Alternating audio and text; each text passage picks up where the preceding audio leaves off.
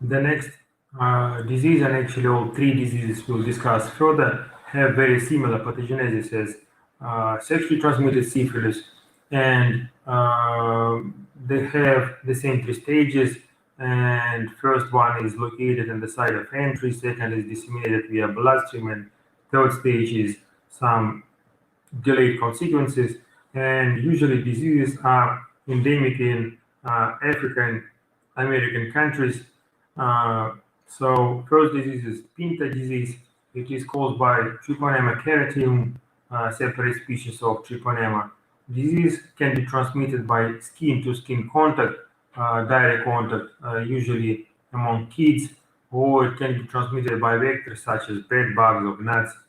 And usually some damage on skin as a wound, a previous wound or some scratch is required for bacteria to penetrate.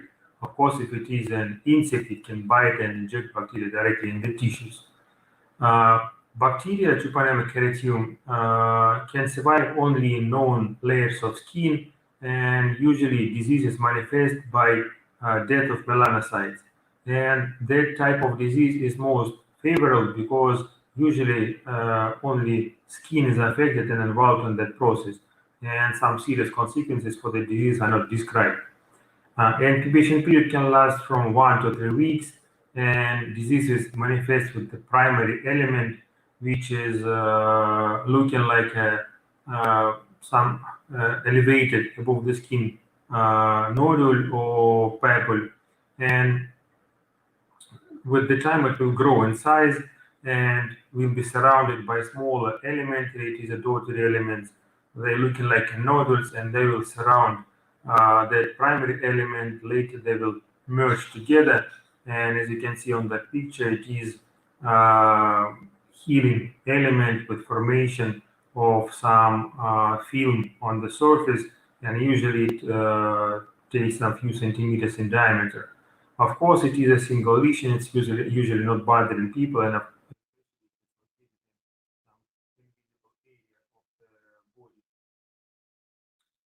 secondary stage or secondary pinta will appear in half to 1 year after primary lesion will heals. And again, it is a latent period when no symptoms is present and people don't even know that they're ill.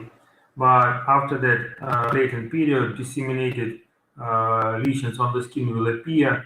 They are called as a pintids, and it is flag lesion, and actually it is thickening of the skin, and due to damage of melanocytes, those elements can have different color from dark blue to colorless areas, especially if people are dark colored naturally. If it is some African people, they will have decolorization of the skin. Those elements will cause significant problems because they're very itching. People can scratch them, and in that case, concomitant bacterial infection can add and cause suppurative processes. And that secondary stage, again similar to common syphilis, can have spontaneous recovery or can progress to tertiary pinta. In tertiary pinta, uh, huge areas of the skin became decolorized and undergo some atrophic changes. As you can see on those pictures, initially black and or dark brown color of skin is replaced with colorless skin because of death of melanocytes. Usually, those elements are located on palms and feet, but actually can involve multiple parts of the body, especially in kids. And if that lesion, if that skin becomes too thin, they can undergo spontaneous disruptions and cracks can appear. Of course, it is very painful. They can bleed, and again, concomitant bacteria can add and cause suppurative infections with more serious problems. Second disease is yaws or Frambasia. Again, diseases endemic mainly in African American countries.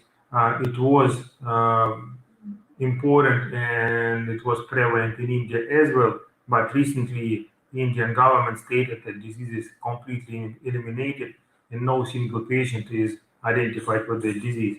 If it's really so, then disease cannot appear again because it is always human-to-human transmission, unless some people will have a trip to endemic regions, became infected, and bring it back. But nowadays in your country, the disease is officially not registered and it's not a problem anymore. But anyway, again, main number of American and African countries, and especially more closer to US Asian countries, they have the disease, and it is possible to have reoccurrence of that problem in your country because of specific climate. Disease as well transmitted by direct contact skin to skin, or it can be transmitted by non-direct contact through sharing of common items, common clothes, and disease in hot countries is very often transmitted by flies. Flies are looking for some humidity, and they can sit on people's skin and can transmit bacteria if it is short time period between one to another person fly. They can infect person even through vector-borne contact. And extremely rare, but again, sexual contact was described. Usually it is not obligated to have sexual contact. It is simple skin-to-skin contact, but when element is located in genital or closest areas. So, as we said, diseases more prevalent kids up to 15 years old because low hygienic rules. They do not understand really that it can be dangerous to share common toys. They're not paying sufficient attention to some rashes or other elements on other kids. They do not understand that it is bad or dangerous. And they often playing with close contact games, or they can share again toys and can have some common dishes and other things. They can share food. For yaws, again, mainly previous damage of the skin is required, some wound or scratches. But again, if it is a kid, they very often have some damages because of frequent falling down, branches, and some other things can damage the wound. It can damage the skin and form the wound. Disease as well manifests on 3 stages. Primary yaws will manifest with a single lesion which appeared in the site of first contact and the site of entry. It can it can grow up to 5 centimeters in diameter, and it is the site of initial multiplication of treponema. Initially, it will look as a purple, but later it can break and open an ulcer, similar to venereal syphilis. That ulcer can last for up to half of the year, much longer than in other diseases. And that stage is the most contagious because that ulcer is the site of multiplication, and similar to heart chancre, it is always covered with the mucoid and sticky discharge. And especially insects are highly attracted by water secreted in that wound, and they will sit on that wound and can transmit bacteria to other people, surrounding people. Again, that stage can heal and disease will spontaneously recover, or it can progress to secondary stage, and secondary stage will manifest with another type of deletion. So here in that picture, in the right part of the slide, it is initial papilla, which is looking like an overgrowth of the tissue. Later it can break down, and in the left part, it is an open wound looking like an ulceration. As you can see that even multiple flies can sit here, and they will spread bacteria through their paws to other people. Secondary stage will manifest with disseminated skin lesions, but in that stage, in that disease, underlying tissues can be affected as well. It can be subcutaneous lesions, as you can see in more right picture on the slide. It's looking like some tubercle or some inclusion above the skin. Bones can be involved, and in that case, replacement of bone tissue with that type of lesions can lead to spontaneous fractures or pain in bones. And disease mainly will progress to tertiary yaws, which occurs after 5 or more years after initial infection, and very rare, but about 10% of people will have very significant abnormalities of skin and bones. It can lead to serious deformities of different parts of the body. And as you can see, almost the same area affected. It is the face, nose, eyes, and other parts of the body. Fingers and toes can be affected. It can lead to serious discrepancies, and people have ugly appearance and cannot perform common duties sometimes, and have problems with normal way of life. Third disease is Beigel, or very often the disease is called as non-venereal endemic syphilis. It is caused by Treponema pallidum subspecies endemicum, and subspecies is named because of the disease endemic syphilis. Almost the same area which are hyperendemic for the disease. It is African countries and some Asian countries. Disease is registered in Mediterranean region, but in our countries it is rare. Where transmission almost the same, and again a lot of main number of people affected with the diseases, kids of different age, and less number of cases are parents or some adults who are taking care of those people or close family members. And disease as will manifest in 3 stages. Primary vigil will manifest with formation of mucous patch. Usually it is angles of eye or oral cavity, or angles of lips, or some area around the mouth. And it's looking like a mouth sore, and sometimes people not think that it is something unusual. They thought it is some common damage, common problem, not paying attention for that problem. Those elements as well will have spontaneous recovery.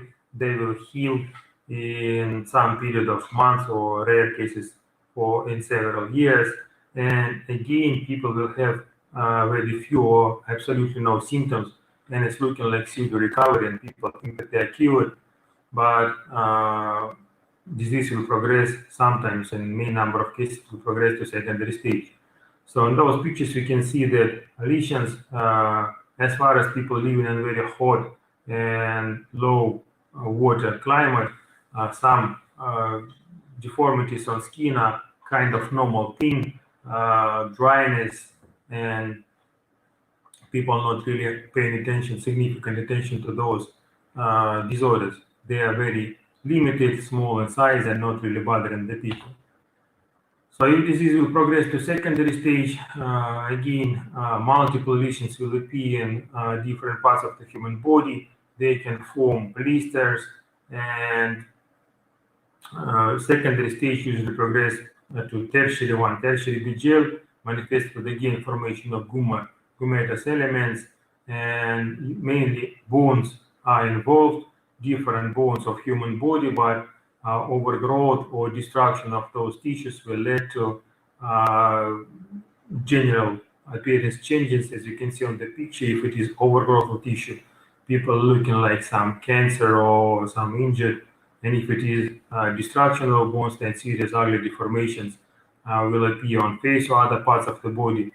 Of course, serious deformation of extremities can lead to loss of motility or some other common properties of those extremities. And any of the disease cannot be prevented by vaccination, and as in the case of venereal syphilis, disease have very short immunity after convalescence, will have very short immunity. And actually the only methods to prevent spreading of the disease is non-specific prophylaxis.